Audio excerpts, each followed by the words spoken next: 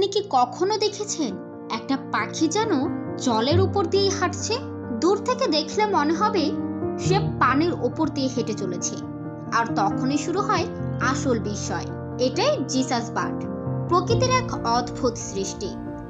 নদী কিংবা জলাশয়ের শান্ত পানির উপর ছড়িয়ে থাকা লিলি পাতাগুলোর উপর দিয়ে যখন এটি হাঁটে, তখন পুরো দৃশ্যটা যেন কোনো জাদুর মতো মনে হয়। এর লম্বা সরু নখগুলো এতটাই ছড়িয়ে থাকে যে পাতার উপর ভর করে ওজন ভাগ হয়ে যায়, আর তাই এরা ডুবে যায় না। হালকা শরীর আর নিখুঁত ভারসাম্য, সব মিলিয়ে যেন এক নিঃশব্দ নৃত্য। মাথার উপর ছোট্ট লাল ছুটি, চোখে সতর্কতা, আর হাঁটার ভঙ্গিতে এক ধরনের আত্মবিশ্বাস এই পাখিটাকে অন্য সব পাখি থেকে আলাদা করে দেয়।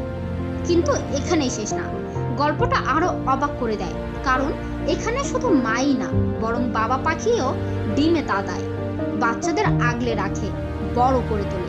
ভাবুন তো, প্রকৃতি কত অদ্ভুতভাবে নিয়ম বদলে দেয়। যেখানে আমরা যা ভাবি, বাস্তবতা ঠিক তার উল্টোও হতে পারে। হয়তো এই কারণেই প্রকৃতি কখনো একঘেয়ে লাগে না। প্রতিটা গল্পেই থাকে নতুন নতুন চমক।